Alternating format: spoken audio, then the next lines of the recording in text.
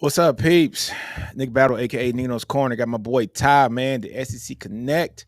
We are here just 2 out of the 5, man. Steven is in the DR right now, anniversary time with the wifey. He had a special, like get on session where he was on the Bleacher Report after Texas beat Oklahoma, but we'll get into that in a minute. Jay and Chris are hiding because you know what happened this past weekend. They got that BTA, that belt to ass action. But yeah, man, we gotta Ty, what's going on, man? That game, man, it was so interesting. I was actually in Broken Bow with the wife and her family, so I didn't get to see the first portion of y'all's game because I was on Bleacher Report following the Alabama game. Yeah. But I came in and I think it was like 7-3, and then the floodgates opened. The fumbles, yeah. And I want to hear from you on this because it was a point where it felt like in the third quarter, it's not that Sark was being passive, but it felt to me like Sark was very much, well, like, okay, let's establish this run game. Let's really grind them down. And then in the fourth quarter, you're calling trick He plays. And I went was like, for it. oh, Yeah. Sark, what is happening right now? Really interesting to talk about. Y'all know how I feel about Sark, right? There are two play callers that I put all above everybody else in college football. You Texas fans have one, and I'm very blessed that us Alabama fans have the other in terms of offensive minds that I just think are in a Geniuses. league. Yeah, just in a league of their own. Lincoln's up there in terms of offense. Lane is up there. Lane's up there. If we can get consistent, but we'll talk about that later too. Yeah. Lane. Yeah, man. But to talk about the third quarter, like I think Sarker's trying to get that run game established. Jaden Blue had the fumbles last week, right? And so I think Sark was just trying to get somebody established, see who's going to have the hot hand. He gave it to Trey Wisner, man, and Wisner did his thing, 13 carries for about 108 Incredible yards. talent. Yeah, so I think that was more of Sark saying, "Hey, man, let me see who's going to be my guy." I agree. You know what I'm saying? And so I think Sark found out that Trey Wisner is his guy. And if he has Trey, being the guy who's going to come out there, get the first snaps, going to run tough, then he can move Jaden Blue back to his normal position like he had with CJ Baxter, being that guy that comes in on third downs, being that guy that's going to come in. He can run the ball, but he can also catch from the backfoot as well. He can utilize his speed because he runs fast as hell. He's like a 4.3, guy, right? So that's when you can kind of balance everything out right there. But Trey came in and played. He's 6 foot 200 pounds, but he plays like he's 6 foot 220. You know what I'm saying? Like he gets big when it's time to get big. He doesn't take big hits. He gets skinny when it's time to get skinny. And I think Sark Good in move. that third quarter, man, he just kind of figured out that this is gonna be my guy, man. So fourth quarter, he went for it. I got a question for you though. Yeah. Now, if you disagree, by all means, please let me know. Yeah. Because I know that the implication when I ask this question is going to be there's no other way but for the implication to be this, because this is it is the question, and I don't mean it in a disrespectful manner. Do you think Sark was play calling for Georgia? What I mean when I ask that, do you think in that third quarter Sark was like, let me get these running backs some real great reps in a hostile environment, because let's be honest, that's one of the best environments for sports. To me, it's the best. Football. I love it. It's the best, man. It's one of the best for sports. I don't care if you're talking soccer, NFL, baseball, NBA. It's a bucket list game. Do you think that was play calling for Georgia to be like, okay, let's give these running backs these opportunities? And I don't mean that as in a sense of where Sark was being disrespectful to OU. But I also was sitting there, and as I was watching it, when he turned it back on in the fourth quarter, I was like, okay, I think that he's really trying to get these guys some real quality reps for Georgia. Yeah. Hey, man, I can see that. But first off, Derek Wisner, that is Trey Wisner's uncle. He's a family member of the show, man. He's on my channel all the time. He's on Steven's. He's on the SC Connect all the time. Derek Wisner, man, he always tunes in. Yeah, man, I think that, Ty, to be honest with you, that's a really good point. I think that could have been one of the options there was, hey, man, let me see what Trey does. Trey's going to get busy. You know what I'm saying? Everybody who's watched Trey play in high school, he's one of those guys that you look at and like, how did he lose his starting job? You know what I'm saying? Like I don't see how it happened, right? I And didn't know so that happened, but that someone needs to be evaluated for that. yeah, but they got a monster down there right now too, right? But like Trey is just he reminds me a lot of Roshan Johnson in the fact that he just Mm. does what's good for the team. You know what I'm He's so saying? So complete too. That's the he's thing. As I so was complete. watching, I was like, "Damn, he runs with power. He will juke you." I'm sorry, Yes. Billy. Billy is still looking for him. And man, Just put he put a the paws on back. Billy, didn't he? He put the feet What on a Billy, didn't back. he? Yeah, Yeah, man. Derek, someone needs to be evaluated because what I saw for a young back, the complete nature of his game. I mean, that's the type of running back that all coaching staffs around the nation, his game style, where you just know, hey, you're an every down back. Those guys are so in demand in college football. I had a lot of fun watching him play. So, Yeah, man. congratulations, and I hope you enjoyed the game. Yeah, but yeah, I think Sark was doing that to also put it on film too, to let Kirby know, hey man, it just ain't my passing game. I got this monster back here too. So when he's in the Yeah. game, you That's better why take I note. asked that question, though, You know what I'm right? saying? You better take note. You know what I'm saying? So I'm excited about the game this weekend, man. I'm excited, Ty. I'm I mean, I excited, said man. it on my show last night, so I'm not going to hold back. I have Texas winning by 7 to 10 points against Georgia. Yeah, And we were talking about this in the green room.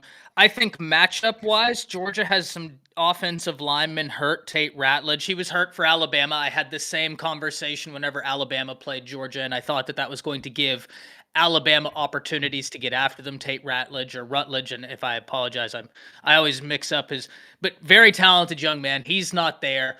But Nino, what type of offenses give Kirby trouble? There's a reason why Nick Saban is not at Alabama, and I picked Alabama to beat Georgia. It's because DeBoer is going to test you deep. yeah, DeBoer is going to get creative on you. Those are the type of offenses that have given Nick Saban problems and have yeah. given Kirby problems. Giving Sark problems. They giving everybody problems. Well, not only that, but Kirby's defense is Saban's defense. It's true. Now, True. he's done a great job of, I don't want to say simplify because that's not the right word, but for lack of a better word, simplify. Travaris Robinson talked about this when he got to Georgia, stating that Kirby has done a great job taking what Saban does and making it to where it's a bit quicker to process. Yeah. And that's awesome that he's been able to do that. But damn it, Sark attacked Saban's defense beautifully last year. I mean, absolutely beautifully. I expect somewhat of the same against Georgia. I really do. And I told Nino this for anybody who heard me say that, because I understand Texas has a banged up running back room. Even if both teams were fully healthy, I still take Texas by 7 to 10. Yeah, man. Me, I was just going back charting some stats and I'm looking at the first 3 games of the season. Georgia was tops in the SEC with the least amount of explosive plays. They didn't really play anybody, right? You know what I'm saying? Well, I didn't say play anybody. They played Clemson first, but Clemson's Clemson, right? Great defense, terrible offense to start the season. Yeah. Yeah, you know what I'm saying? So it was like I think Bama led it with only 3 passes of 15 yards or more against them in the first 3 or 4 games. Georgia was second with 4. Flip side of that, these last 3 games, Bama, Auburn, and who was it? So Miss State. Bama, Auburn, and State, right? 6, 10, and 6, or 10, no, 10, 6, and 6. So 22 passes, 15 yards or more. With honestly, out of those 22, I think 20 were 20 yards or more against this Georgia secondary just in 3 games. You know what I'm saying? So they're going to give it up deep. They're going to give it up deep. Bama showed us that they will give it up deep. Mississippi State did. I think Mississippi State had like a 60-yard pass, a 40-yard pass. I mean, like they showed you that if you want to go deep against the secondary, you can. You know what I'm saying? So I think Texas is going to exploit that.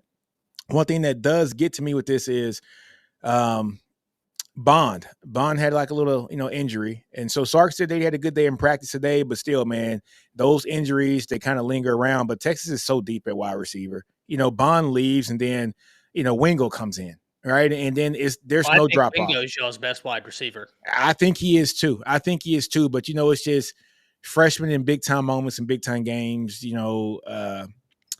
It's just hard to see that sometimes. As great as Ryan Williams is, right? Prior to him having the game winning catch, he did have the fumble. Right. I mean, freshmen make freshman moments in big time games, right? It just is what it is. But Ryan Williams did actually, come back and do his thing. So same thing with a Wingo. Wingo kind of runs with that ball kind of wide, and that scares me. A team like Georgia will, like they will be there to kind of punch that ball out. But I think he is our best guy too, man. But Texas is they got wide receivers in spades, man. Wingo, Yeah. Golden, Bolden came on this game too. You got Cook. yeah, Cook. I mean, he only had 3 snaps this game. I mean, he's like hidden right now. DeAndre Moore. Yeah. I mean, it's just they're so deep at wide receiver right now that you can lose a Bond and still be, good, which is weird to say. Yeah. But, And H posts. One thing I will say, because you're right, I think Michael Van Buren is the best quarterback that y'all have faced. He's getting better week by week. week by week. Yeah. And because of that, listen, I understand Georgia gave up too many points against him. I still don't think this is a bad Georgia team. I think this is a damn good Georgia team. I think that they have played some teams that have, when we look at Auburn, my biggest question for Auburn is the coach. But that wide receiver room at Auburn is phenomenal. Absolutely phenomenal. I bring that to you because I am still of the mindset, H Post, that this is a very, very good Georgia defense, a very good Georgia defense. And even with me thinking, I'm probably higher on Georgia than most people here, and that's perfectly okay. Even with me being higher on Georgia than most people here, Texas by 7 to 10. And I think Michael Van Buren's getting better week to week. He is. But I just think that this is a Texas win 7 to 10. Yeah, man. So look, I think the same thing, man. So I think you guys are getting a little hint of, Ty and me, our picks here for the, for the Friday show when it comes to Texas versus Georgia. But I got Texas winning this game too, man. It's going to be very interesting. Texas kind of manhandled OU. When it comes to Georgia, it's going to be a physical game. Georgia's offensive line is good. They're very good at pass blocking. I thought they're going to be better just at run blocking this year, but their running game's just kind of been non-existent. That's really shocked me about Georgia.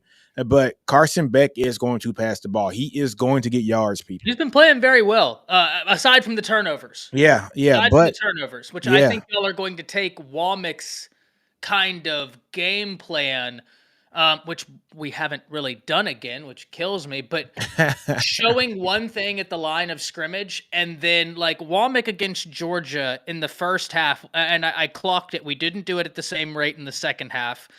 Womack in the first quarter and second quarter, he would show cover 0, cover 1, you had no idea what was happening, and Carson was in hell. I think that y'all are going to do that, and the luxury y'all have over Alabama's defense, because Alabama's defense is still very much finding their footing in a new system, right? And they're young. They're very system, young. New system. Very, very young. New coach. New system, new coaches. Your secondary is not as young. And I think that's going to benefit y'all a lot. But like I said, ladies and gentlemen, I don't want anybody sitting here thinking like I'm very high on Georgia. I do believe they are one of the best teams in the nation. I know how it's looked. I still think that they're so well coached, so damn talented. And even with that thought, that I think if we had the whole gang here, I would be the highest on Georgia out of everybody. I still think y'all get the W by 7 to 10 points, giving y'all one of the 3 best wins in all of college football. Oregon, Texas, Bama, and whatever order you deem necessary. I'm not here to argue that. Those would be the 3 best wins in all of college football. Oregon over Ohio State, Texas over Georgia, Bama over Georgia, because I do believe Georgia is Georgia. Maybe I do agree with Steven, though. Not like 21-22 Georgia, but still. But it's still Georgia. Still Georgia. People got to understand too, man. We've been talking about NIL here for the last 2 or 3 years, right? Look, man, NIL has leveled the playing field. And I don't think people realize how much it has leveled the playing field. Where a team like Vanderbilt gets a Pavia. Pavia doesn't go to Vanderbilt 4 years ago. He doesn't. Yeah. Pavia goes to Auburn, right? And he plays for Hugh Freeze, and he runs the hell out of that system, and he does a damn good job at it, right? Like Hugh Freeze doesn't have Peyton Thorne, he has Pavia, right? It's a whole different team with a no kidding really good guy at the signal caller, right? But NIL is kind of level the playing field where you're not seeing nobody run away from anybody now. It used to be Bama, Georgia, Clemson, or nobody, right? I mean, it just was what it was, right? It is It now kind also of helps that y'all have more money than God. Like, the NIL has certainly done that, but then when you can throw around 10 times more than everybody else. But it's also spending it wisely too. Well, yeah, and Because I don't say that to discount your yeah, coaching staff. Everybody, if you got that, then you haven't heard me talk about this yeah, Texas coaching staff, because I hmm think it's one of the best coaching staffs in the nation. I think Sark has done an unbelievable job developing the talent, recruiting, and even pre NIL when Sark was recruiting at Alabama, we knew that's a dog on the trail. yeah, It's a beautiful combination, and like I said, you remember when everybody was mad at Oregon for like saying, "Oh, they're just blank checks," is what everybody was saying. yeah. I was of the mindset that if Phil Knight is a Bama alum, you bet your sweet You bippy bet, I'm you bet, letting him hell doing it. yeah. So do it That's by why. all Look here, means. dude. I like Maryland should be a sleeping giant. Well, not sleep. They should be a giant I with all the agree. Under Armour money, I agree. and all that talent there in the belt. I mean, they should be a giant. But it's not a football school per se. So they don't get it. But it is what it is, man. But look, we've been talking about Bama, well, not Bama, like Texas, Georgia, Texas, OU for a while. Chris is coming on in a minute. He just sent us a text, so he'll be on in a minute. So we'll get back to to Chris here in a minute. But let's talk about Bama, man. And Ty, I'm gonna let you kind of lead this off, man. Should Bama be worried right now? No, no. One, I think South Carolina, they have maybe one of the best edge duos in the nation. I don't know. True. I'm sure you could give me one or two that compete with it. Mm-hmm. I mean, Texas with Colin Simmons, unbelievable football player. Yeah, Dylan Stewart. Unbelievable football player. Yeah. But it's like they have Dylan Stewart and the other cat, number 5. And they played a great game defensively. I actually think this is one of those games where, for those of you that watched it, it's one of those where when I watched it live, I was livid. And I still am livid about some things in the game, right? Like the onside kick hit 3 people in the hands and somehow they still recover it. Like, that's unacceptable. That can't happen. The sequence before half, I think that there are times where DeBoer is just and Sheridan are just too aggressive, where you just gotta take the time into the clock. But the flip side of that is we look against Wisconsin and they had a 30-second drive down the field for a touchdown, and everyone was like, "Oh, they're geniuses." So, it's one of those things where I think I was much more concerned, but when I got my hands on the All-22, Bama's defense played better than I gave them credit for, but there were sequences. Damani Jackson gets hurt, and then we have 3 true freshman Yep. defensive backs in. And they get a 4th and 9 conversion because there's confusion as to whose job is what. And then they have the long touchdown pass. That was Nicholas Harbor. 6'6". 9 10-1. I think he has a sub 10 because I think he was that close to qualifying for Dude, the how you 6'6" and run a sub 245. Like, 245? let me check this because he is like genuinely one of the biggest athletic freaks in the nation. He went up and made a play on Damani, and everybody was mad about it. Okay, you were right. It was a 10-1-6. That's still I mean, 6'5", 6'6", 245. So Running the 10-1. Come on, man. That's faster than than Brennan Thompson down there at OU. That's faster than Bond, Ryan Williams. I mean, I mean, think about that. These are smaller guys. And this dude is 6'6", 245, running the 10-1. That's stupid. It's ridiculous. And he had a great catch in the end zone. Now, thankfully, Bama has a cornerback that runs a 10-2. And that's Damani Jackson, right? Damani Jackson is the only reason anybody was in the vicinity. Thank God for Damani Jackson. No, listen, I don't think things are going perfect, but I'm not panicking because right now it's one of those things where I think Alabama is trying to figure out who are we. And we saw against Georgia, the defense looked very good in the first half, and then they stopped being so aggressive. And I think right now it's just you got to be aggressive. But the thing is I think they're trying to protect a young secondary by not being overly aggressive. So it's a lot of fun though, man. Like I'm not one of those Bama fans that instantly thought that it was going to be the Saban era. I'm one of those Bama fans that think that Bama is still going to be one of the best teams in college football because we hired DeBoer. But like, yeah, And you got there's the going to be a talent too. feeling out. And you There's got going to be a talent. feeling out. Yeah.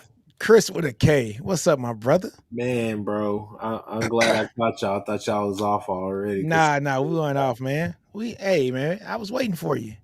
I thought we were gonna start the show off, just really good, man.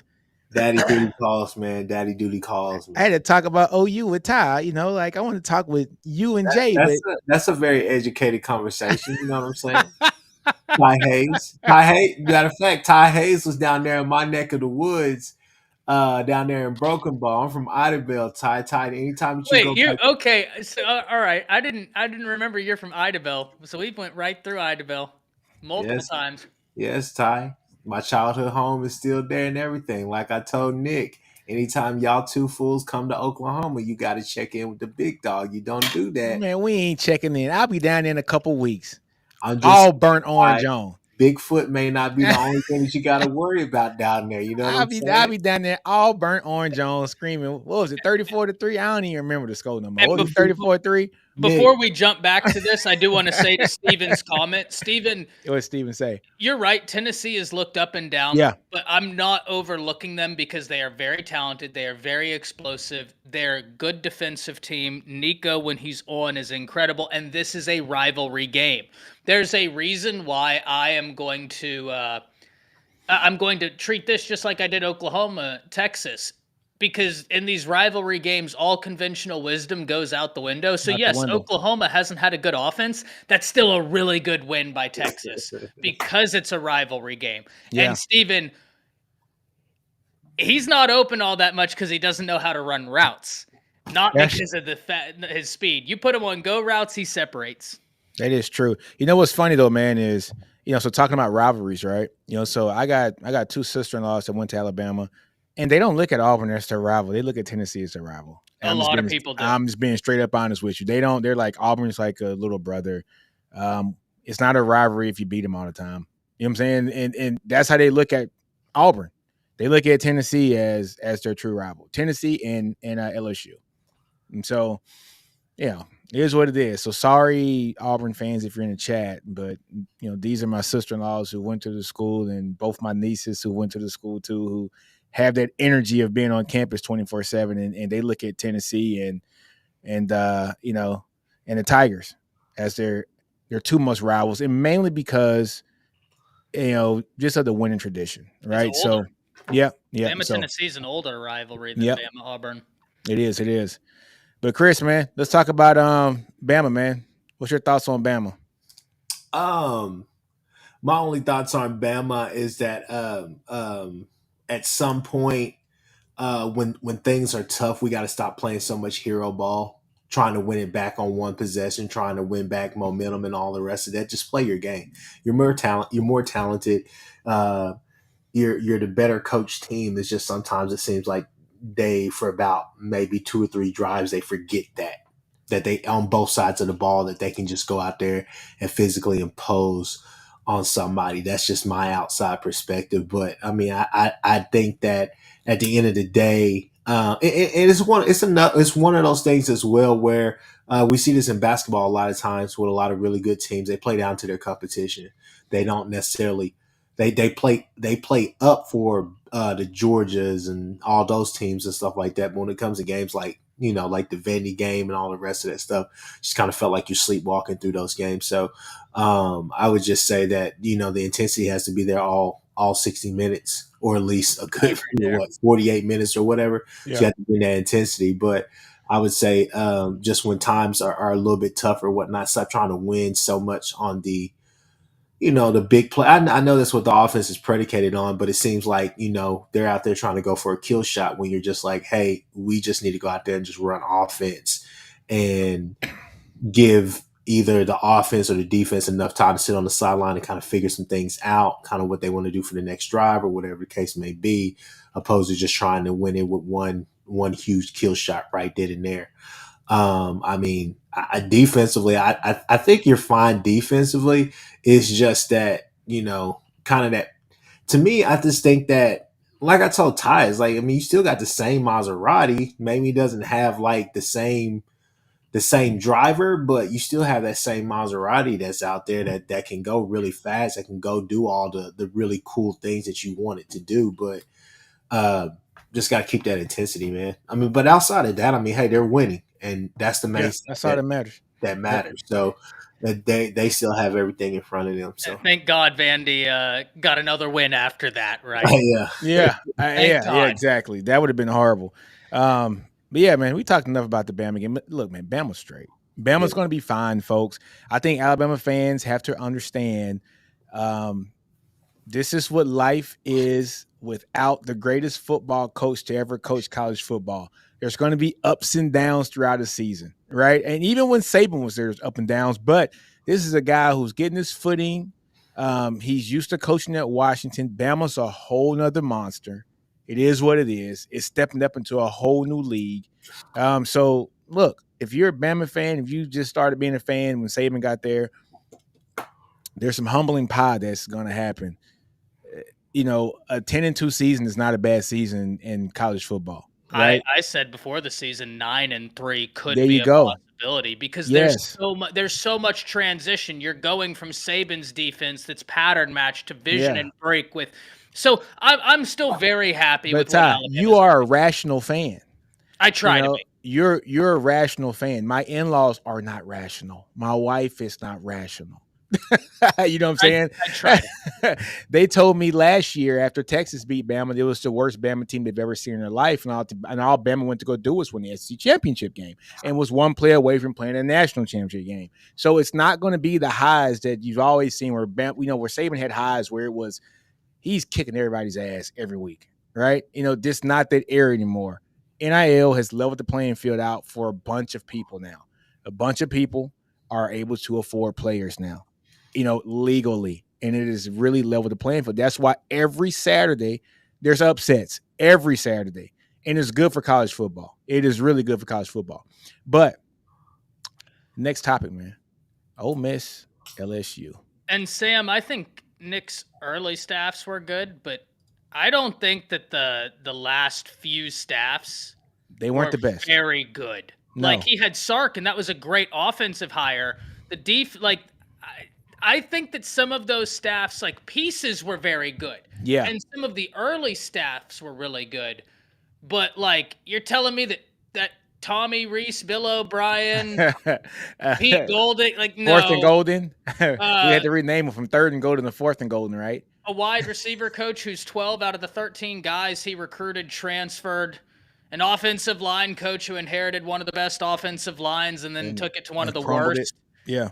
They weren't that great. No, it was just Nick. It was you know what I'm saying? It was the top. It was the top that was great. And it was Nick Saban keeping all that together, man. So but yeah, man, let's talk about LSU Ole Miss. LSU Ole Miss, what a hell of a game that was. Ty, we all picked Ole Miss to win that game, right? On the Bleacher Report? I think everybody except Steven. All right. Look, Lane Kiffin, I'm sorry. I have no more confidence in you, Lane Kiffin. I was hoping that you would get your game back in blood. I was like, come on, man. Like, you lost last week. I want you to win this week. I thought Lane had it. But how he had it. Here's the thing, and shout out to Steven. He had two. He had it. No, I'm not saying he only had 2 exceptional picks. But I'm saying, out of all of his really good picks, I thought 2 of them were exceptional. That was the Wisconsin money line. Yeah, that was great perfect. Pick. Great pick. And mine was horrible. The damn Washington. No, it was brother. I picked Iowa. Maryland.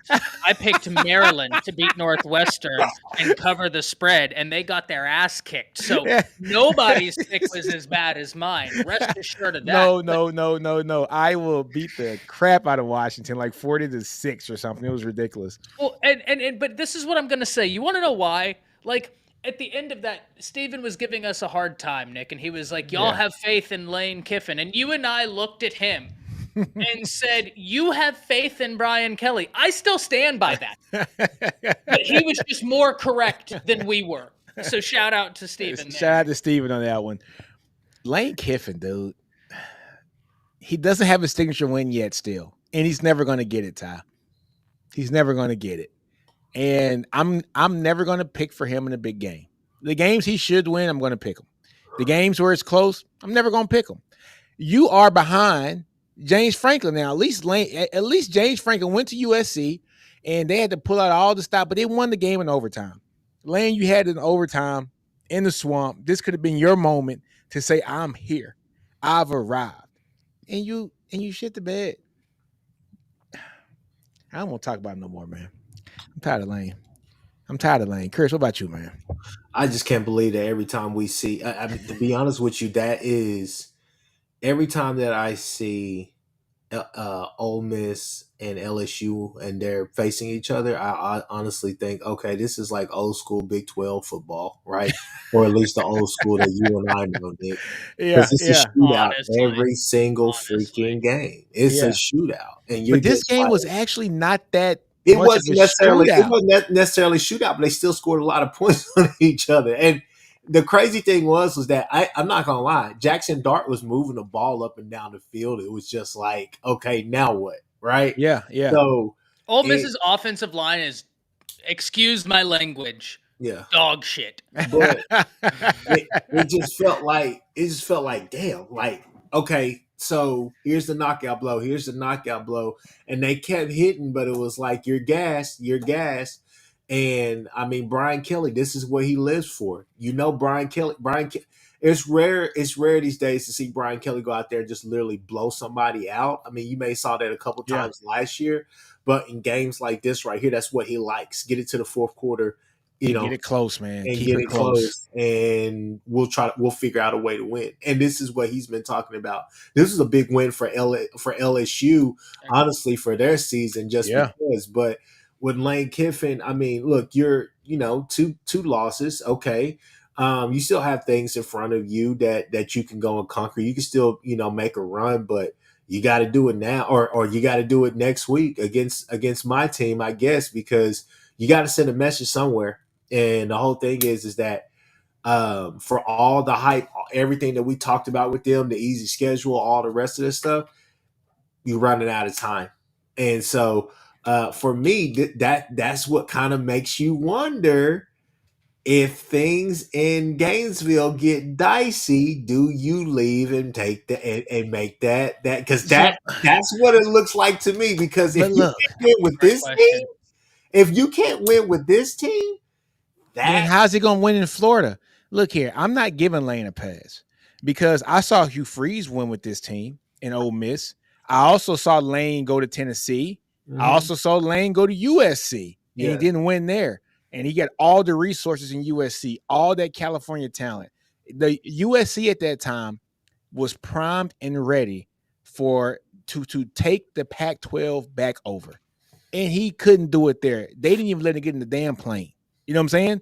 So now you go to Bama, get your rehab on, right? You leave Bama, go to FAU. Was it FAU, right? FAU. No, FIU. Wait. No, he went to FAU. I'm so sorry. I always get it's those one of them. Yeah. No, it was Florida Atlantic because they came. I think you're right. I'm wrong. They were the first game. They were the first game of the Kyler era here in Norman. So they had a couple of dudes from Last Chance U on their team as well. That's right. They had the quarterback over there. But you go to FAU, then you come up to an Ole Miss, and this right here was the team that you should have that's going to compete. This is the pinnacle. This is it. This was supposed to be the year to at the very least, make a serious playoff run. Yeah. But no, but that's the thing. If you look at what you just said, Steven, look, the proof is in the pudding. Nick, not Steven. Oh, excuse me. Nick, listen to me. But just understand, as Steven would say, the logic in what you're saying. Okay, Ty, follow me on this. He just said, "Oh, he left here, he left this, he left that, he left that." what does he do best? He leaves, right? He That's leaves true. when it's Damn. bad. He leaves when it's good. Damn. And I could definitely see him saying, "Okay, well, this was supposed to be the year. We put a lot into this over these past 2 years, or whatever the case may be. I think I've probably reached my height with Ole Miss. So if Florida comes knocking, that's just me. All speculation, but I'm telling you, don't So, count it out." all right, Ty, go ahead. Ty, go ahead. Yeah, because I see this. Steven, I like that. you're not wrong, right? There's one I'm going to quote Hugh Freeze on this. I forget how many wins he said he should have against Nick Saban. Well, judging by that logic, your ass should be winless against Nick Saban, because the one win you got was the pinball, right? Where the ball bounced off of 8 people's helmets, and then some random Ole Miss wide receiver who is in no man's land picks it out the air and runs it in. But the problem is, Steven, is Lane loses the big games. Hugh loses all the other games. Yeah. He got blown out by Memphis. He got blown out by Florida. Hugh, that's a very interesting comparison, though, because It's they almost are like they're close. backflip. It's almost That's exactly where I was going. That's why I love reverse. this comment from Steven, right? Like, they're very interesting in how close they are. One of them will win a bigger game, but lose all the other games. The other one will win all the games he's supposed to, but can't get that big win. This is a fascinating comment. Yeah, Steven, you're 100% right, man. I love this comment. You're 100% right. Yeah. Yeah, said it best. Now, I have a question for y'all. That's a good comment. Oh, wow. So Florida is better than Ole Miss historically in terms of brand, right? Yes. Like, even if there's the most diehard Ole Miss fan on here, I say this with all due respect to Ole Miss. There's no arguing this. No. Right. That being said, is it a better job right now? Let me explain. Right now, Florida's AD, I'm not in on him. Florida currently has a lawsuit pending about their usage of NIL. Is it a better job than Ole Miss right now? Ole Miss opened up the checkbook and told Lane to go get what he wants. Florida's getting sued by Jaden Rashada because they told him they were going to pay him this much and then backed out of it. But Ty, this is my only, so this is my counter to that. Lane's learned from the best when it comes to NIL, right? Sark's learned from the best too. Saban's the best at this when it comes to. Look, I don't want to sound bad when I say this, but Saban is the best when it comes to acquiring players. I think we can all say that. They learn from the best. If Lane is at Florida, that doesn't happen. I don't think it happens. Billy learned from the best too. But not. I think it's an administration problem. Yeah, but I'm not comparing the two by any stretch. I think that look, as my friend Ty Hayes would say, two truths can exist at the same time. I do say that. I think both of you guys are hitting are basically hitting your stride with what you're saying. Okay. Yeah. But like I said, throw out the recency bias. Okay. Florida is still a better job. And Florida is in a hotbed. Oh yes, it's in a hotbed of recruiting. Yes, so 2 for 2, I do agree there. I just don't know. It would be mad ignorant for Lane Kiffin not to go to Florida, knowing that one, you have DJ Lagway there, and two, you're probably going to have a lot of players that follow you from Mississippi. Yeah, that's fair. That's fair. And that first year bump in recruiting is essential, and it is a real thing. He goes to Florida. The actual mojo in Florida is going to be totally increased. Florida kids are going to want to stay in Florida because it's going to be the hot new school to go to because they're bringing in Lane Kiffin's offense. There are two moves. There are two moves in college football after the season are over with. There are two moves that could potentially happen in Florida that could change the landscape of college football recruiting. No, so it's only one because Florida State can't afford to fire Norvell. if Deion want to go down there, and if But Lane would want to you go to take Florida, Deion? the chokehold they would put on Florida would be insane. I'm Look, telling you. Not that kids would not still leak out. We know that they would, but the chokehold those two could potentially put down there would be insane. Do you think Deion goes to Florida State? This is a whole man. This opens up a whole different can of worms. This isn't even on the subject, folks. I know it's not on the subject, you but guys know this how is we what do we it. do. Yeah, This this is is what we do. We You gotta barbershop think talk about this. it. What he and Lane Kiffin are in the same boat as when I listen to just what I just said. Okay, But does Florida won't? I mean, but I think know about I it. get what you're saying, but Does listen, Florida State want Deion? those two have reached the height, the pinnacle of what they're going to reach this year. However they finish That's out, true. they've That's reached true. the height. Deion is losing his sons, and And Travis. beat me to it. So what the hell are we? Yeah, what are we talking I don't about? look here, man. Look here. I know this is an SEC podcast, but look here. I don't see Deion, at Colorado after this year. That's just my opinion. Look, Sanders, whatever they want to say about Shedeur Sanders, he's a baller. I don't care. Beast. I don't care what anybody says. The NFL looks at guys like that and says that he plays under so much damn stress and duress every freaking play. Yeah. Like he makes plays when he's under pressure. Like imagine what he could do in a clean pocket. Mm-hmm. Right. So the NFL raves over this guy. It's a fact, right? I know people don't want to hear that. It's a fact. They rave over him. And Deion understands good coaches. I ain't gonna say good coaches, good people that understand the business know when it's time to leave. They know when it's time to leave. But he gone. He gone, in my opinion. Let me make one last point. Okay, I know we're going off road real quick. Let me make one last point. Don't forget that 2 years before he had those 2 good years, right? Yeah. Like Norvell, they were terrible years, right? There were 2 terrible inaugural years, right? Florida State fans wanted him gone after year 2. He got year 3. He looked like he got it right. They were going places.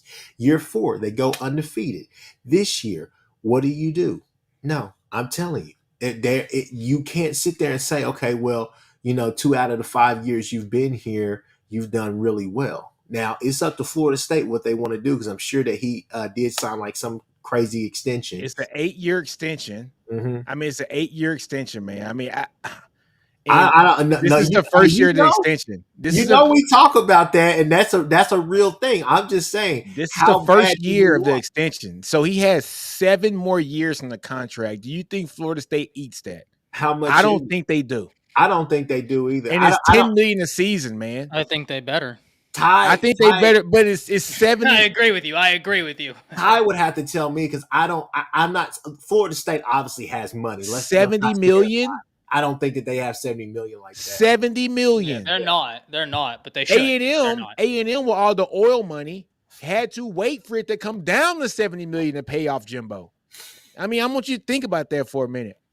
We're talking about oil money school in A&M. Revenues out the always top 3 in the country. Yeah. They should, but they won't, because he knows 100% right. They're making this $55 million buyout at a poor school. Yeah, I get that.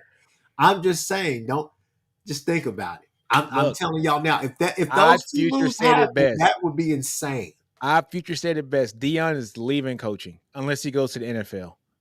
I can see him going to the NFL team. I don't see him going back to college. This whole developing players thing, he doesn't believe in it. He thinks he can build a team out of the portal every year. It's not sustainable. I don't think it's sustainable. Like, you got to develop players. At some point, you got to be like a Sark or Kalen DeBoer, or you got to develop players. I don't think that would be a problem for him. I think that you still have to, at the end of the day, he's at Colorado. He's going to a team that was 1-11 before he got there. He's going to a school. Nobody wants to go and play in the cold weather. That is true. Yes, it's the hip thing, it's the best thing, and all the rest of it. They're playing really damn good football. They're playing good football, but take take Shedeur Sanders off that team, and how good is that football team? 100%. 100%. Take Travis Hunter off that team with Shedeur, and it's not. It might be 2-10 next year. Yeah, no, I 4-8 there. Like, I think they're going to do something special this year. What are they, 4-2 right now? Yeah. I think they can go 2 decent 8-1. losses. I mean, like, two good losses. I'm gonna say good losses. In terms of losses, quality losses. The buyout is what got me, because Deion still has a buyout as well, because he still they booby trapped his contract on the way out. Yeah, but how much is Deion getting paid? Like $5 a year? Like, I think somebody would have to come and pay like maybe $3 or $5 million just to nothing. Basically that's nothing for a school to come get him. But like you say, $55 million buyout at a poor school. Okay, Norville has a $55 million at a poor school. It ain't happening. I wouldn't say Florida State's poor, but Matt, I think it's more than $55 million, man. I think his contract is fully guaranteed. Mm. Yeah, he has Sexton as his agent, right, Ty? Yep, and if he has Sexton, you already know he's going to get that money. Sexton, listen, if Florida State wants to be mad at anybody, you want me to peel the layer be back? Mad at Nick Saban for retiring. Well, that gave everybody raises. Be mad at Sexton. Yeah. I'm going to go ahead and tell you the God's honest truth. Norvell never got a call. Norvell was never called by Bama. Bama's plane was in Seattle the day Nick Saban retired. Yeah.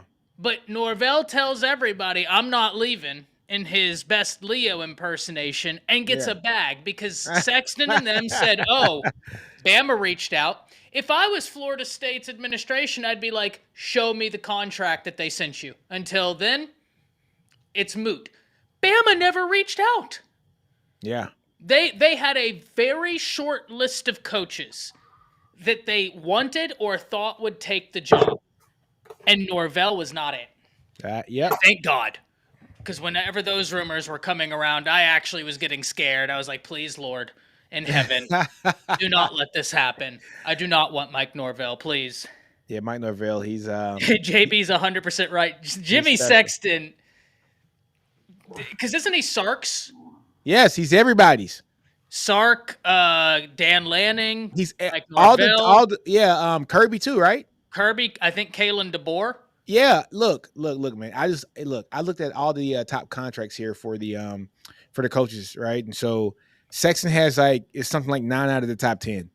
Like he has 9 of the top 10. He's not Dabo's, is he? I think Dabo's the only one he's not.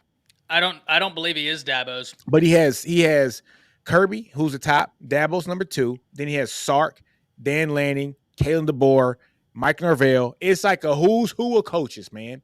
Who's who of coaches. He has them all. And H-Post, to clarify, I don't know if Bama was considering, but what I was, from everything I know, from everything like people that have, that are pretty in tuned, from what I've been able to gather, he wasn't contacted in terms of like, do you want the job? They made a push at Kalen DeBoer, and there's a reason. Like, what's a shorter flight, from Tuscaloosa to Tallahassee or Tuscaloosa to Seattle? The plane was in Seattle that night. Yeah, they were after DeBoer. I don't blame him. Great pickup. Oh, I love it. I don't. What care. Come on, frightening truth. Sark is the 3rd highest paid coach in college football. He's making over $10 million a year. Yeah, Sark is getting paid ridiculous. He's the 3rd highest. Yeah, it's Kirby's number 1, Dabo's number 2, and then it's Sark. So yeah, he's making some shmoney. Yeah, Sark just restructured his contract when Saban retired. Exactly. Saban got everybody paid. Yeah. Saban got everybody paid. So yeah, man.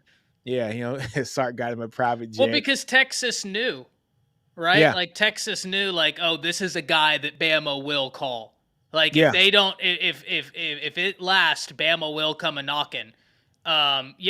This past year before Bama made their hire, Truth, Texas ponied up ungodly amounts of money in terms of being, and DeBoer's making $10 million a year as well. But Texas, they knew, like, He has ties to Alabama. And I'm not saying Sark would have left. I've always said Sark is building at Texas. Texas is treating him very well right now. Build your own thing, right? Like, and I love what he's doing over there. So I'm not even saying this to say that Sark would have came, but Texas was very smart to be like, well, let's go ahead and pony Lock up him up before this gets to Holy shit! what what's happened. that? Oh, nothing. Oh, I thought something. You can't be saying that, dog. Me and Ty, like, what happened? I thought some breaking news. It's just the SEC Connect. We can't be breaking news like that, Chris. You got to.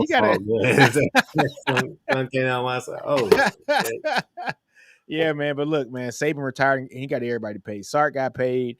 Kalen got paid. Norvell got paid. Jimbo got fired. He's still getting paid. That got nothing to do with Saban, but he's just still getting paid. I had to put it in there. Yeah, man. It is what it is. Last topic, man. Tennessee. Should fans of Tennessee be worried about what they saw this weekend with Tennessee versus Florida? Ty, what I always say, blueprint games. I mean, I think we gave everybody the blueprint, man. It's the offense is not necessarily that complicated to stop. I do think Nico is a good quarterback, but I think that something's up over there. I see that they do have like some key injuries or whatever that are starting to kind of pile up as well. But I don't know, man. It's tough. It's tough. But that game was at home, right? Yeah, it was at home. And they stormed the damn field. That was a surprising part of it. But man, I think people are just basically making them. They're taking away the explosive plays, which I think that you can do. I think that you could do that. You could take away the explosive plays and make them really work the field, which they're not wanting to do that to get up and down the field. But offensively, you have to connect. And regardless of what we think about him, or excuse me, what Steven thinks about him, there are certain times where Graham Mertz does step up to the plate, and he's not a bad quarterback. He's a really good game manager. To be honest, he's not a bad quarterback. He's just not special. He's Alex. No, he's not the reason. NFL talent. He's Alex Smith without the NFL talent. To be honest, he's not a bad quarterback. He's actually a good quarterback. He's just not a special quarterback. No, you know what I'm saying. And Lagway has the potential to be a special quarterback. And I'm sorry, but let's just be honest with you. I give them 3 games out of each year simply because Billy has really kind of disappointed me with his time there at Florida. But Billy Napier, there's about 3 games, maybe about 3.5 games out of the year where he will come in and surprise you. Maybe not win the game, but he will make it extremely competitive. And you'll see like, oh my God, they're flashing. This is it. This is really good football. This is good Florida football. And then, the end result. But yeah, I think it's more the game I left the bar that I was at thinking to myself, like, okay, that game has more to do. I was actually out there at the Star, and I just kept thinking, I was like, damn. I was like, that game has more to do with Tennessee than anything. I was like, I don't necessarily know what's going on with them, but they need to go and break down these last 3 games, that film, and just see what our defense is doing to us. Because to me, it has not looked anything. It has not looked different each week. It's really been the same game plan. You know what's crazy about this though, man? Florida might not be a bad team, guys. And hear me out when I say this. I say they might not be a bad team. I want you to look at the teams that beat them. I don't think they're bad. I just don't think they're great. Yeah, you got Miami, top 10 team in the country. Texas A&M, they're 4-1 or 5-1 right now, looking really good. They got beat by Tennessee. It's a top 10 team in the country. I mean, they've gotten beaten by 3 top 10 teams in the country, because A&M's what, number 10 now, number 11, somewhere around there? Right? Like they're a good team, though. Like, point very well taken. And they're going to have a dogfight this weekend against Kentucky. Okay? And they might win against Kentucky. But then they got a backdoor with Georgia, Florida, LSU, and Ole Miss, right? And I don't know that they win against Kentucky. No Diddy. Oh, So it's I feel bad for Billy in this instance, is that he does have a tough schedule. He's playing these teams pretty tough. I mean, like, even, like, I would say minus like the Miami game, but every other game he's played pretty tough, man. It's just that he doesn't have the dogs on that team yet. He just doesn't. And I'm not making excuses for him. It's year 3 for him. Those guys that he recruited in year 1 should be, stepping up the plate to be those guys now. But losing to Jalen Rashada hurt, right? It hurt. Losing other players in the portal too as well. Losing recruits because they didn't start off good, because they do have tough schedules. It hurts. And so it's almost like he can't even sell the program. So I feel bad for him in that sense, because his team is playing their asses off. However, you got to get wins where wins come, and that was a game that it was there for the taking. He had just a chance to win the game, but he didn't do it. But getting to Tennessee, I don't think they're in trouble. Tennessee has a quarterback who's in his second year, and like I told you guys before, I think Nico is up for the challenge to start this year and win games. But just like I told Chris about Jackson Arnold, these guys, I thought Jackson needed 2 years from the bench, and then he's going to come out third year and be special. Nico has the potential to be special this year, but 2 years from the bench would have done him just fine too. And he'd have been absolutely lethal next year. Almost like with Arch Manning. Arch Manning, you get to see glimpses of him where you're like, oh my God, he looks good. But we don't need him right now, right? And so next year, he's going to be really damn good. He would have made a bunch of mistakes this year because it's been his first time playing since high school. And I think it's the same thing with Nico. You got to ride the ups and the downs for him in his first, like, true year starting. So I don't think they're in trouble. I think they'll figure it out. Heupel's a good coach, especially for the offensive side of the ball. Nico's a damn good quarterback. They will figure it out, but they will lose some games. I see them as like a 9-3 team. Ty, how about you, man? I agree. I think that it's just you got a young quarterback operating this veer and shoot. And I think Nick posted a comment in the chat that was very good, that I very much well loved. The veer and shoot, when it's working, is one of the toughest things to stop, because you're put on your heels and they're like, I have you exactly where I want you. And now my entire offensive playbook is open and I am going to just kill you. If it's not working and you're not converting and you're off the field quick, you get out of sync, right? And it's very much a momentum-based offense, I feel like, at least. So I love that comment, Nick. I think you're 100% right. I think that in this game, and I know some people will laugh at me, but scheme is scheme. I love that Bama faced USF early in the year, the goal-lesh veer and shoot, because it is Heupel's veer and shoot. Yep. It is the exact same system. And the reason why I'm happy they faced them, even though Tennessee's a much better team, please do not mistake me for saying they're peers. I'm not. Bama's got a lot of young DBs. Like, this Bama team is pretty darn young.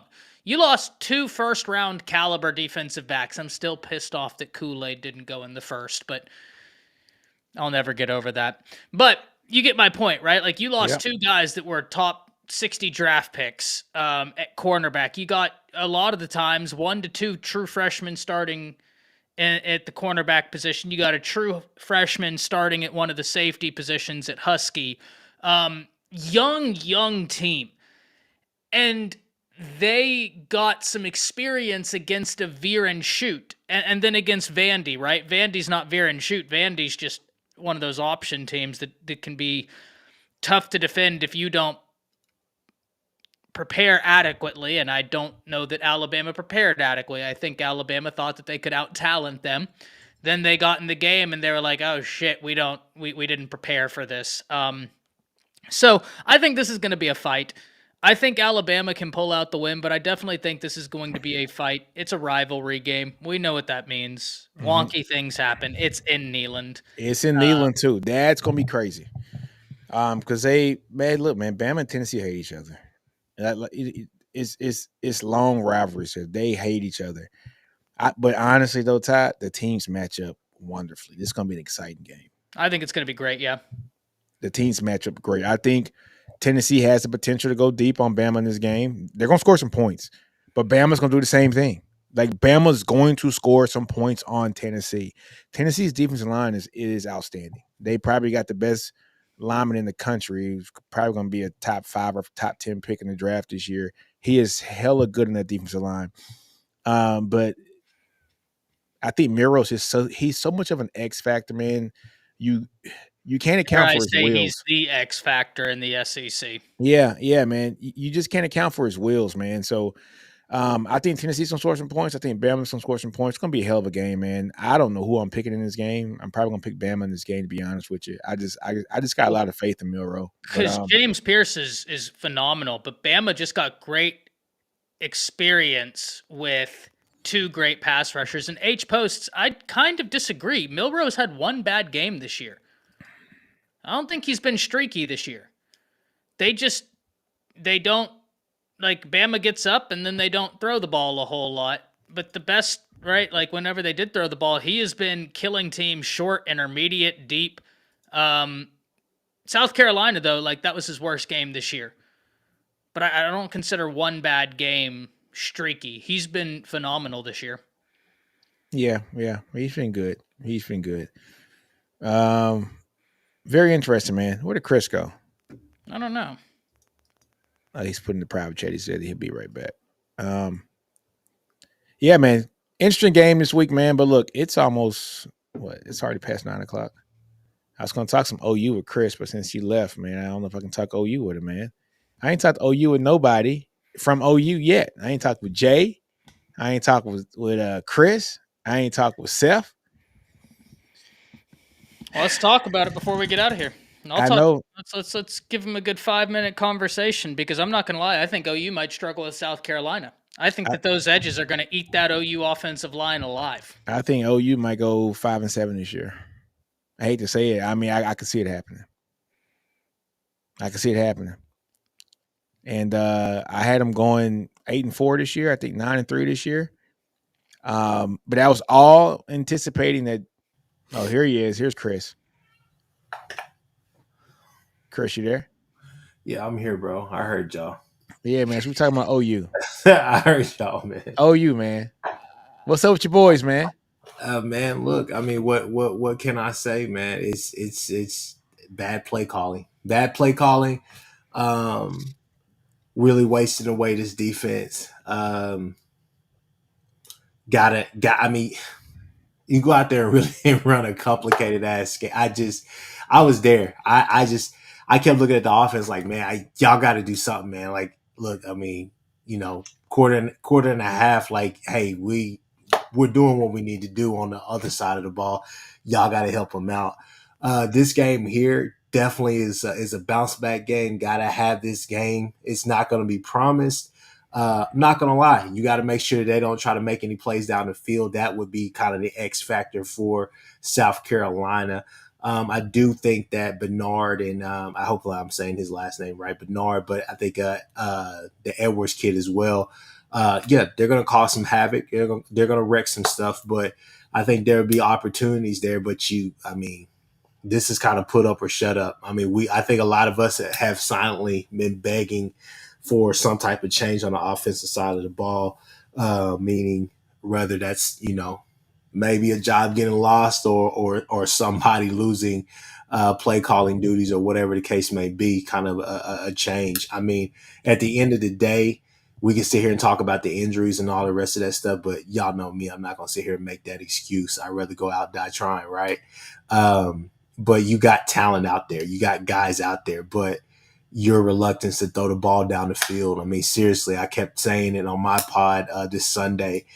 Your offense looks like an East Coast, West Coast battle. I mean, there's nothing going up north. I mean, everything is just really East or West. East Coast, West Coast.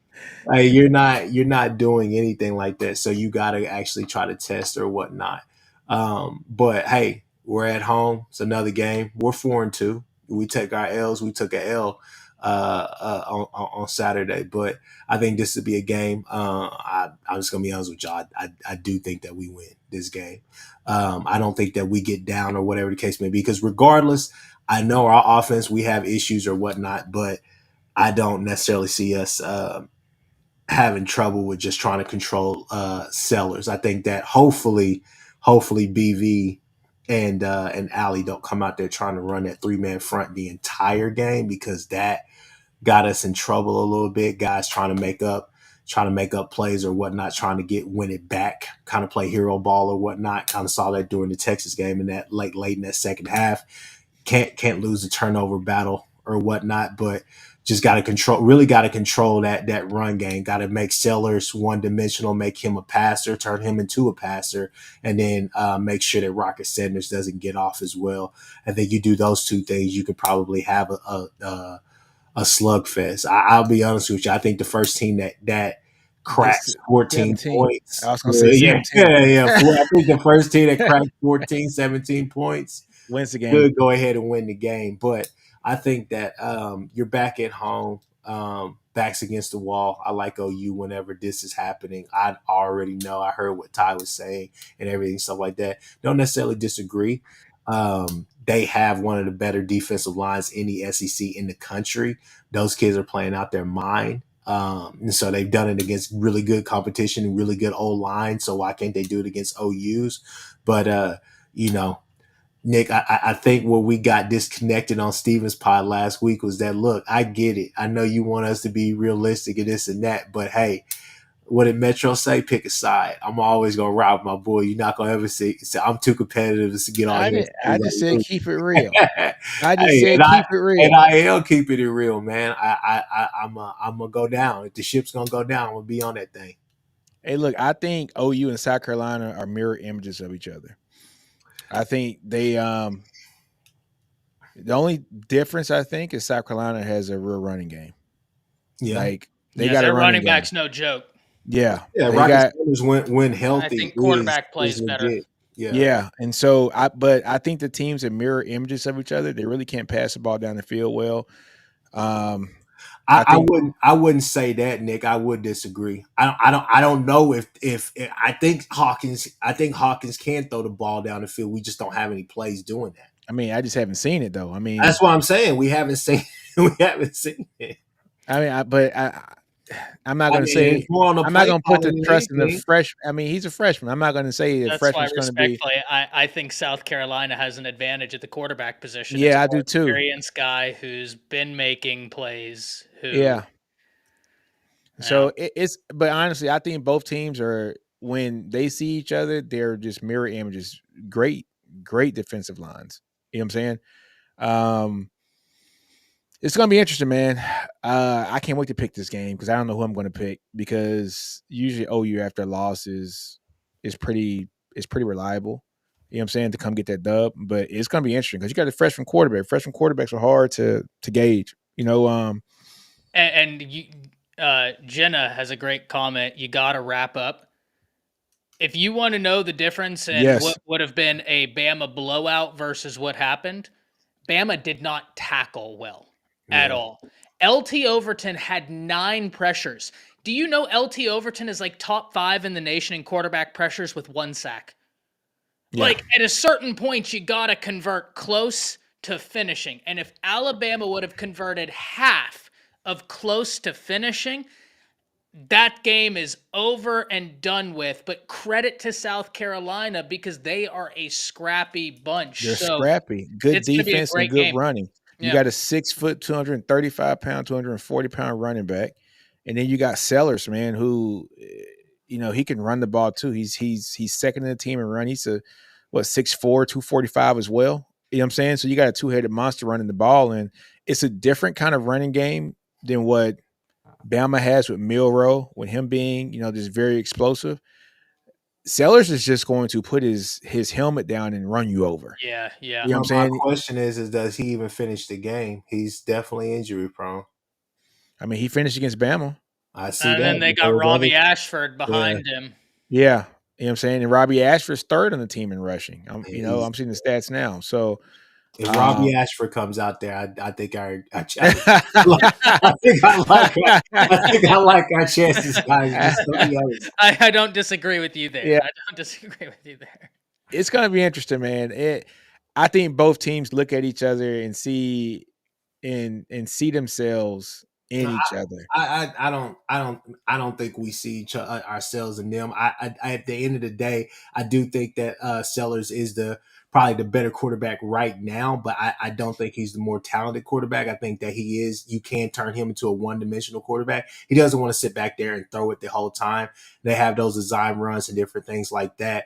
I don't know what happened at Bama. I can't really speak for Bama, but I feel good playing at home against them. We didn't tackle well. If you tackle, like, yeah. I'm telling you, man, that was you. And I don't mean to play revisionist history or make an excuse, right? Because yeah. I do want, before I say this, all credit to South Carolina. Yeah, they play well. Play well. Yeah. Bama also did not tackle well. And yeah. I mean, that's something that we have to do as well. We had to tackle better, but we had to tackle. But I mean, hey, I just, I don't know. In South Carolina, but this is my thing about South Carolina. We don't have the same issues. I mean, that's the whole thing. I don't know really what their issue is. Sometimes they just get really stagnant on offense. I don't know. Play calling has it like I was trying to vouch for Latrell for the longest. I think you guys both could say that. I was trying to vouch for him for the longest, but after Saturday, kind of like shit. I don't know really what you're doing anymore, man. I told you when Seth Latrell got hired, I wasn't enthused with it. I was happy about it, just kind of going back over the tape, like really breaking it down. I made a couple of videos just really breaking down what his offense is, and I still have yet to really see Seth Latrell's, hey, I want to get down the field. I want to go north and south. I want to be physical. I still have yet to see that. Regardless of the injuries or whatever, you're decimated. Like I told people, I think if just from an OU fan standpoint, and I don't think this has been said enough. I don't think it's been said at all. I think the biggest problem that you have with Seth Latrell is that, hey, look, I get the injuries. You're down some of your top O linemen. Some of your top O linemen are back, but they're still nicked up. You're down your best wide receivers. Your quarterback play hasn't been great. But the fact of the matter is you still got a lot of highly touted guys out there. And the fact that you can't even go and just run simple offense, giving him simple reads, simple offense to run with those guys that can go and make plays. You've seen them make plays. That's the most frustrating part. That you can't even really just break your defense, your offense down just to the nuts and bolts and just run simple offense. That's been the most frustrating part, that you're having to chip away at different things because you can't necessarily blame the players all that much now going into the second half of the season, simply because it just makes no sense not to. Because, it doesn't make any sense to do that simply because your play caller can't call an adequate enough defense, or it's just a simple offense, to be able to move the ball. That's the most frustrating part because you still have talent out there on the field.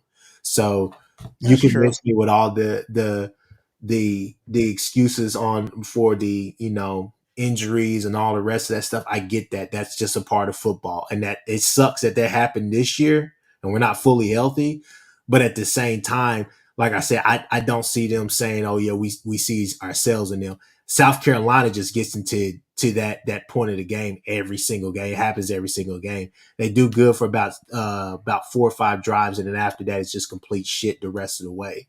Offensively for us, we've just been complete shit. Like we don't move the ball. We refuse, even if it's a loaded box, we refuse to let's try to test this secondary or whatnot, even though you have some guys who can do that and you've seen flashes of it, but you just haven't seen the consistency. So that's just kind of my thing. But I like I said, I do think that whoever scores 14 points first could. I'm gonna give him 17. First person 17. But hey, folks, Ty got to hop off. He has another show to go to. But Chris, you know what I'm saying? I can stay on what you want to talk. Oh no, you good, bro. Oh, you gonna leave me? Yeah, man. Oh my God, Ty, you see this? I can't even get the OU guy to come to OU championship with North Texas, baby. I'm Ty, you know what I'm saying? Hey, Ty, you hear this shit? He don't want no smoke. Ty, I can't find Jay this week. I can't find Seth this week. and Chris hopped on 30 minutes late. I see how it is. Hey man, I see how it is. hey man, I gave you the satisfaction. Your fans been going in on me all night, anyways. Man, it is what it is. Y'all already know. Boomer You Thunder, guys, baby. boy, I tell you, y'all see how them OU guys get the A Hey, guys. no, hey, I've been gracious with it. I've been gracious with it. No, hey, y'all. All them OU folks was front runners. When it's time to, hey, when the game's over and it's time to come talk and sit, Oh, what you right want there in to that talk chair. about?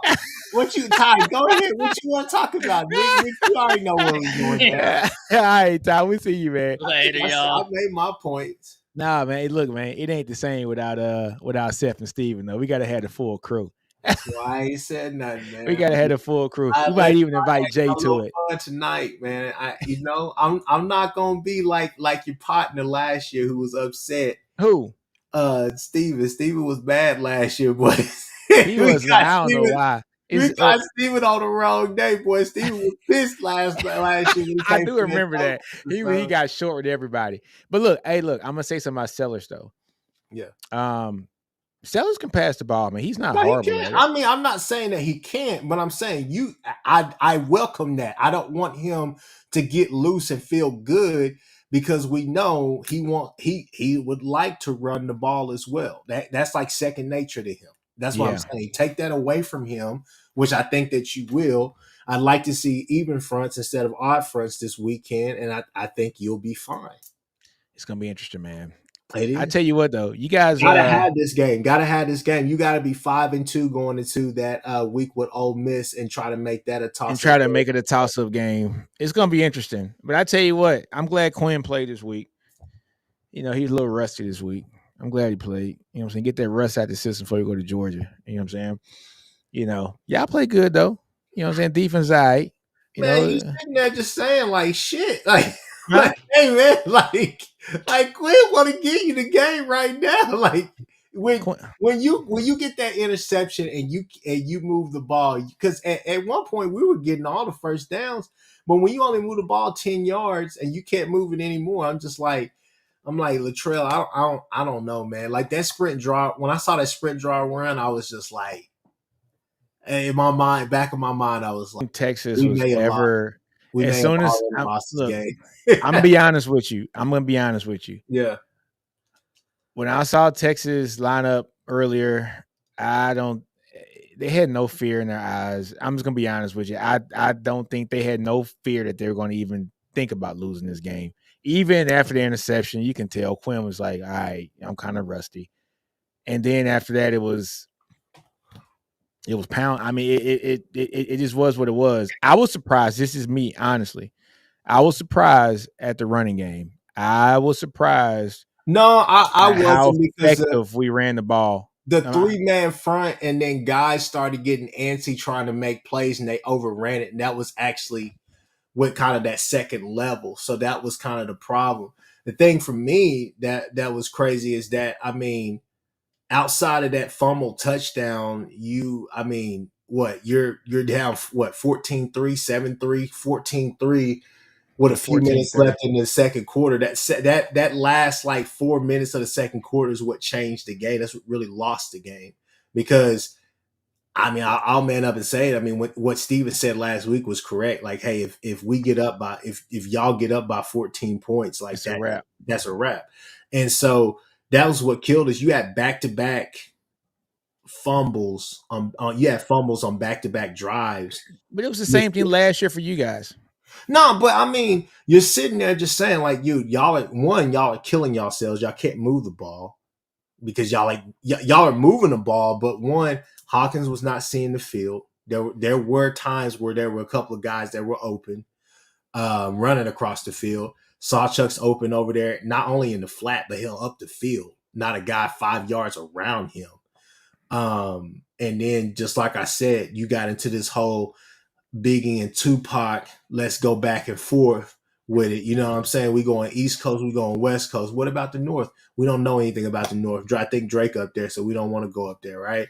So it was just this whole thing of just like, dude, I don't even know what the hell we running anymore. Like when I saw the sprint draw run, I was like, all right, go ahead. Somebody wave the white flag. Because I was like, I hate that. Ty knows I hate that fucking play. Excuse my language. I hate that fucking play with a passion. You can't run that play. It's not because Hawkins is a true freshman. Hawkins' footwork sometimes can be a tad bit sloppy, right? When he But that's when because he's he a drops freshman. He has to be developed. when he drops back sometimes is a little bit deeper than what it would normally be, right? I know it may be rust, whatever you want to say. Regardless, he's already running out of the damn play. Now you basically saying, okay, well, they recognize the play now. So now here comes Anthony Hill from this side. He can juke one guy, make a miss, but then here comes the next guy. You get what I'm saying? You had successful things, but running Javante Barnes on stretch plays, that made no fucking sense at all. Like, Y'all's running game, I'm gonna be honest with you, and it's not your running backs. I think you guys are talented in running back. It's the offensive line. And bro, that shocked me because I'm a fan of Beatonbow. I it just thought, was it. There were holes and there were times where you're just sitting there looking at Hawkins like, dude, just you could literally run. There's nobody within 10 yards of you. Run.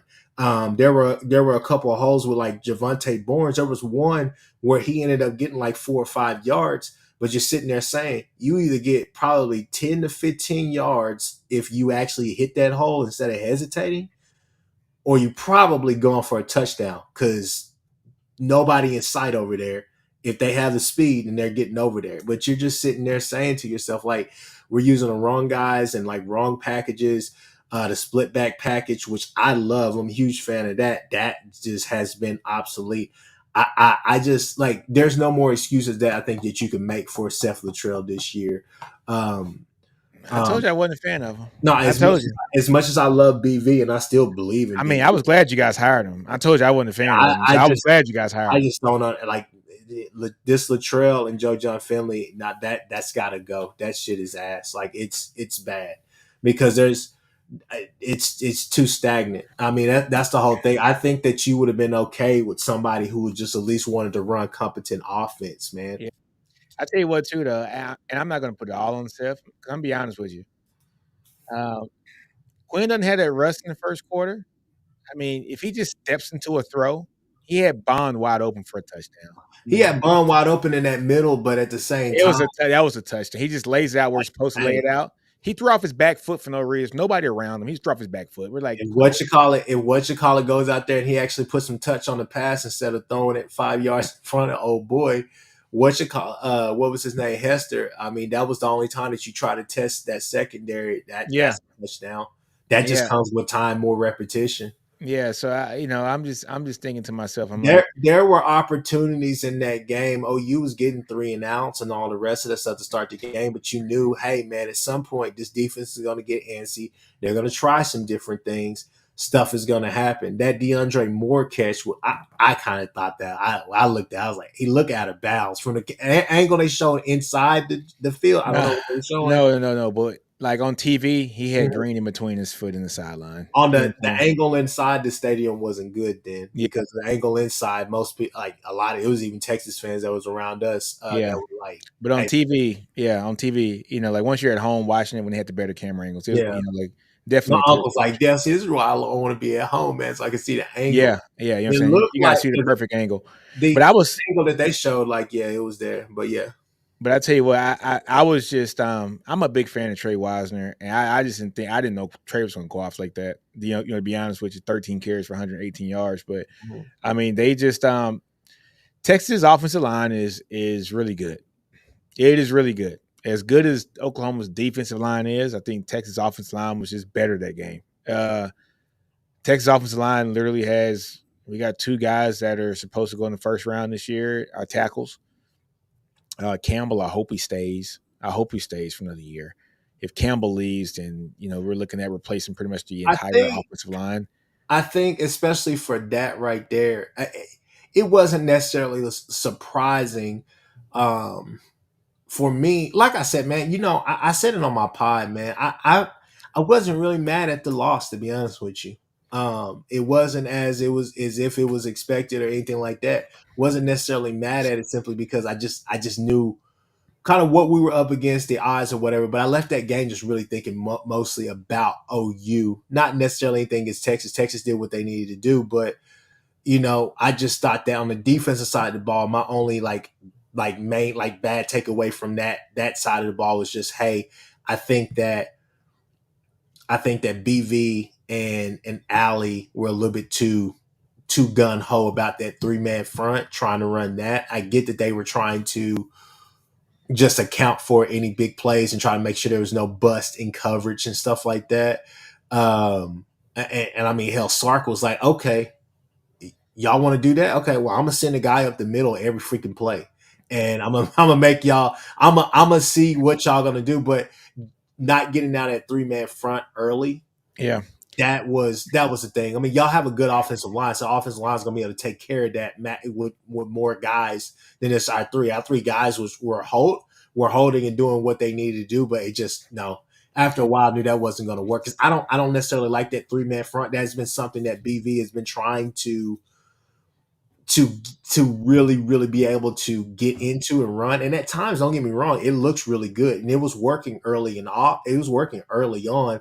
Just after a while, I think you got to still mix that up because I think you could have played straight up a little bit that game, at least in those heated moments, which was really kind of that first quarter and a half of that game. But no, offensively, man, you got to figure it out to be able to salvage this season and still go kind of to some places that you want to go. But what's his name? Latrell just, I mean, I've tried to make every excuse for him coming into the season, bro. I was really, really excited about his offense because I just thought it made more sense.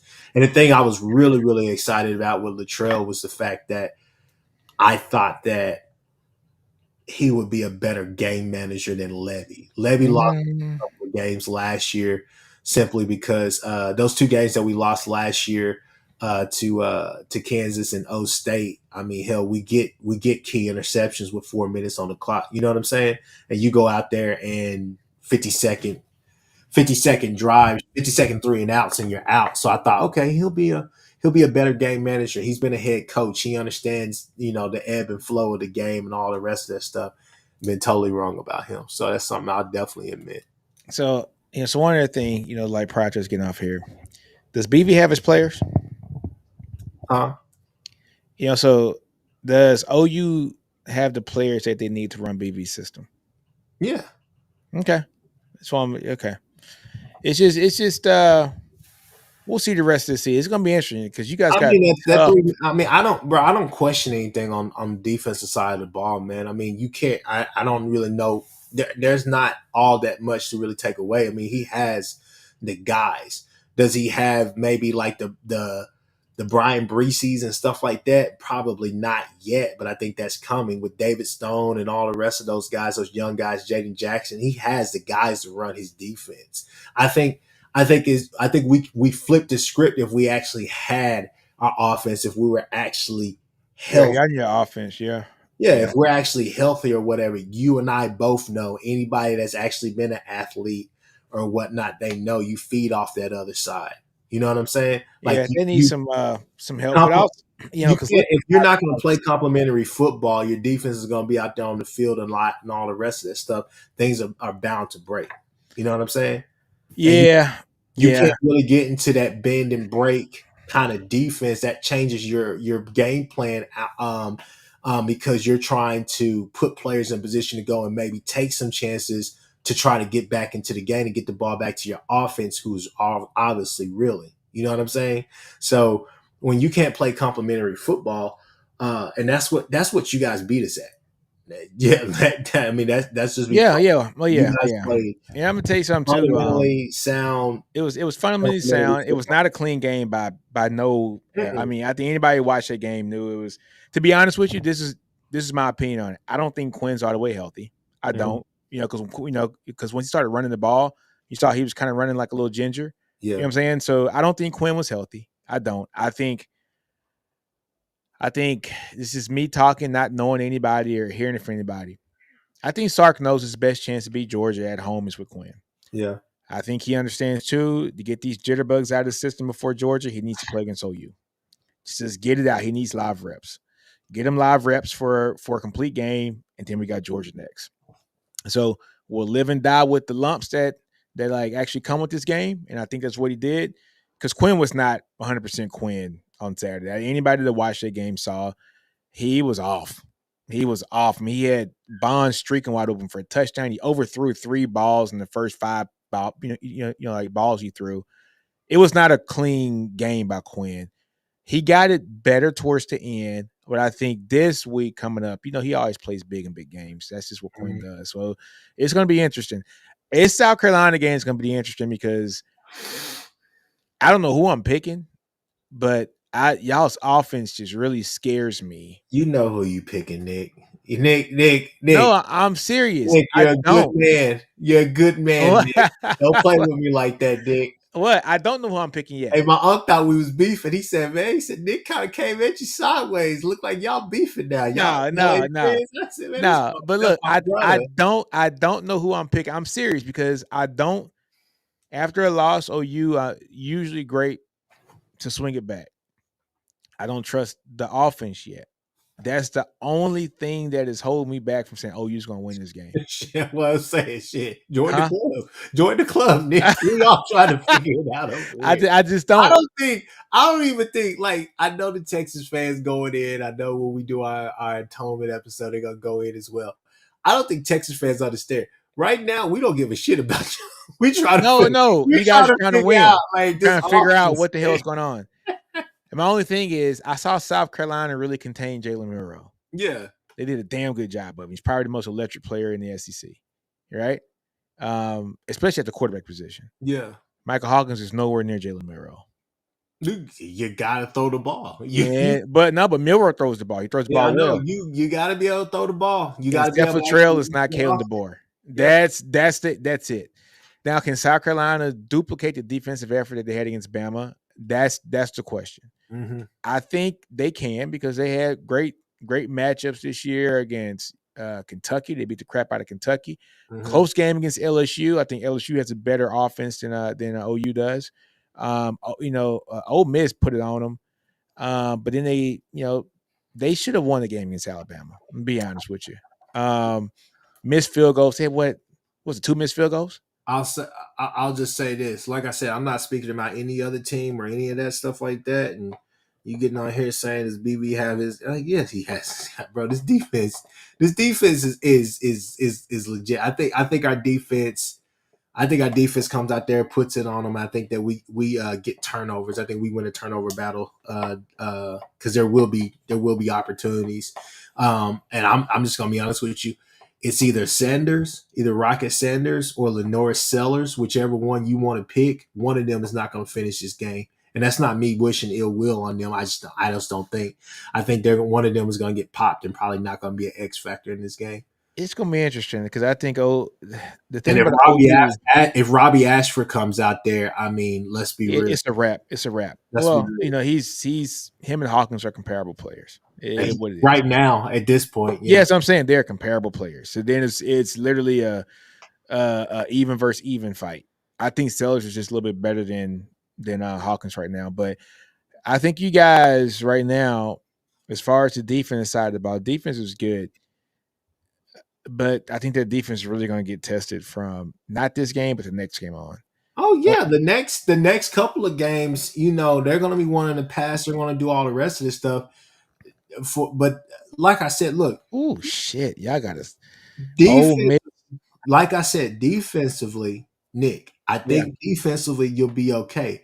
But it's offense. Yeah, it's the offense. It's all the offense. You got to give them something to believe in. It's all the offense. But hey, tell me this right here. That Tennessee game, that's one of them games that pisses me off. Like I said, anybody in here who has a competitive ounce of blood in their veins, anybody that's ever played football, basketball, or whatever, especially if you've been really good at it, you definitely understand. When Kip Lewis is coming off the field and it's in Jackson Arnold's ear screaming, talking about, hey, let's go do this. Let's do this. All right. We got the ball back for you. Let's go do this. I'm amped the freak up. I'm turned up. I'm about to go out here. I'm putting 30 on somebody. You go out there and you doing that. You putting your body on the line. You putting yourself through the mud to get that ball back we about to go out here. Let's do this. And then you go and turn it back over. Like, it's one of those things where everybody's saying it. It's not like it's hard to not hard to find somebody saying it. it's crazy because you're wasting a championship level defense, and that has not always been the case at OU, at least not for the last like Well, what decade. it's You hard to wasting get it good championship on both off. ends. I Yeah, mean, it's just hard to get on good on both ends unless you have an outstanding coaching staff. but not BB's only hella good but on not defense. He just competent. didn't hire the right offensive guy. No, That's just not it. It's just it. He didn't hire the right. And let's keep it real. He mismanaged his quarterback role in the offseason. He and did. you know what? I'm not even gonna sit here and argue with you on that because that's actually a valid point. That Yeah, it could be because valid. there's no reason for you to have a defense that well, that's Mhm. that good, and then you put your hands in a true sophomore, and his true backup is a true freshman that is not a highly touted true freshman. He's a guy that needs to be developed, right? And so that's I know like OU fans are getting mad at me not saying like JA needs another year. Like imagine DG with this defense. It's a whole different season. It's a whole different season. You know what I'm saying? And then Jackson Arnold comes in next year and starts. Right? I DG be think, out there calling plays himself because Seth Luttrell is not gonna but call it. that's my point. You I'm need over that. here now. I'm not even gonna lie to you, bro. I'm not even gonna lie to you. I'm already doing my whole what's the top 25 offensive situation. What's the top 25? What's the top 25 offensive coordinators out there? I'm already looking, man, because I'm like this can't happen, man. Yeah, Because I'm gonna you be guys are honest. fine. I'm gonna be honest with you. I know we lose Billy. I know we lose Jackson. no. I'm talking about I know we lose on defense. I know we lose Oh, Billy, Bowman, and I yeah. know that we lose Stutz.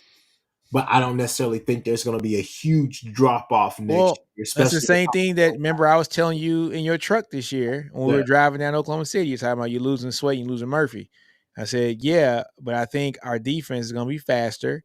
We mhm, might not be as good in the line, but I think we're improved everywhere else. yeah. But Everywhere else we're improving. I think that might be y'all situation. because collectively, I mean, what Boganowski, Hardy, they're all getting time. I think Powers is going to be good, but also, I mean, Stoney, all of them. I think you probably get Dominique Williams again next year, and then Kip Lewis, Kobe, Lewis Carter, Deshaun McCullough, Sammy O. Probably get Dolby back as well at that cheetah position. I mean, you're going to be really good at defense again.